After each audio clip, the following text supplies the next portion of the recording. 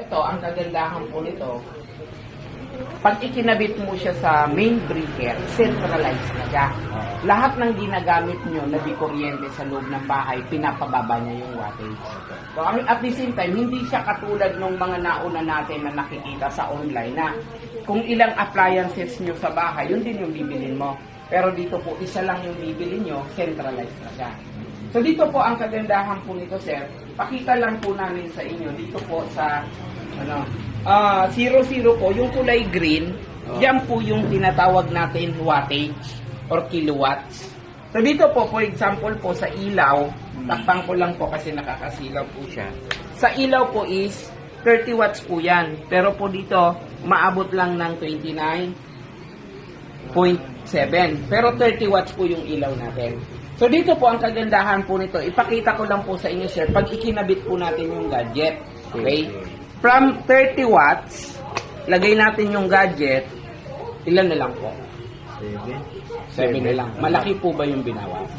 Okay, yun po yung kukompute ni Meralco. Instead na 30 watts, 6.9 na lang. Okay.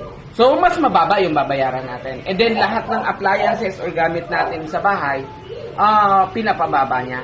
And then, kagandahan po ng gadget natin, sir, kahit 24/7 siya na nakakabit dun sa breaker, hindi siya umiinit. Kasi kung ano yung trabaho niya, yun lang yung gagawin niya.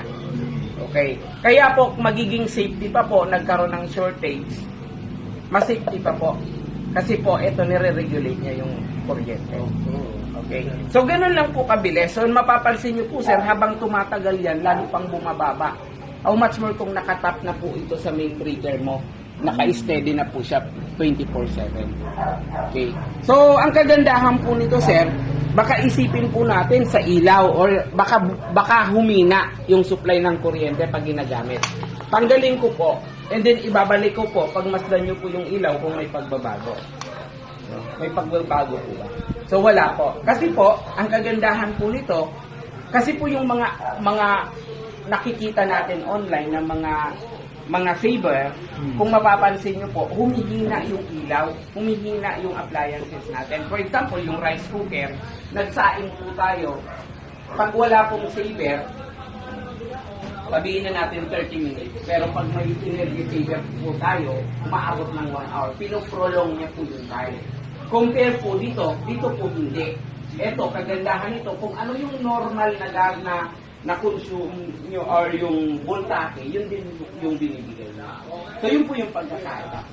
Yun po yung sa product po natin, sir, proven and tested na po siya. In 15 years ago, ang ginawan po ng ating supplier nito or ng inventor, lahat lang mga industrial, mga pabrika, yung nagbibil ng 1 million, 2 million hanggang 20 million. Pero po, 3 months ago, ito po yung pinakauna na ginawa niya para sa residential. So, mayroon po tayong dalawang klase sa residential. Ito po yung pinakamaliit, 30 amperes. And then yung sumunod po, 60 amperes. Ito pong 30 amperes, yung nagbibil ng 5,000 below. And then yung 20 amperes naman natin, yung nagbibil ng 6,000 up to 20,000. Mayroon din po tayo yung para sa 20,000 hanggang 50,000, 50,000 to 100,000, 500,000, 1 million sa taas, up to 20 million mayroon po tayo. So, ang available natin po sa ngayon, yung 60 amperes lang, tsaka yung 30 amperes. Yung mas malalaki po, made to order na po yun. Okay. So, dito po kagandahan po natin, sir. Pansin nyo, sir, kahit kanina pa po wala po siyang init. Hindi po siya ulit. Kasi po, yun, kung ano yung trabaho niya, yun lang yung binibigay niya. Yung sa 60, halimbawa, ang aircon mo ay medyo 2 horsepower, dalawa, kaya niya. Opo, kaya niya po. Basta po, mag-base po tayo sa bill.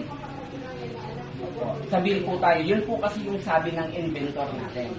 Sa bill tayo mag-base. Kasi tansyado niya na po.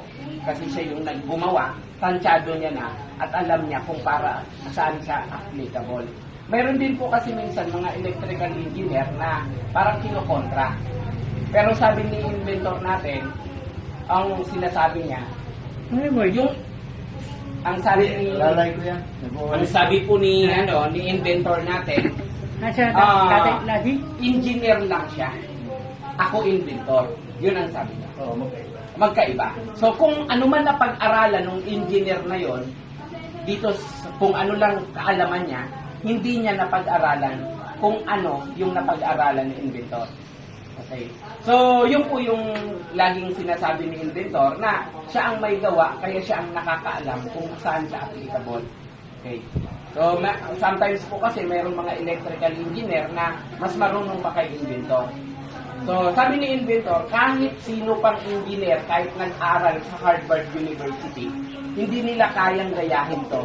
Kasi ako lang ang nakakaalam kung anong technology yung nilagay dito. May garantiya ba po? Yes po. May 1-year warranty po tayo. 6 months, papalitan ng bagong company. Another 6 months, i-repair for free. So, ang life expand niya po, 15 to 20 years. Yun po yung kagandahan. Ito po, sir, ang kagandahan pa po nito. Tingnan niyo po, habang bumababa. So, dito, sir, ang kagandahan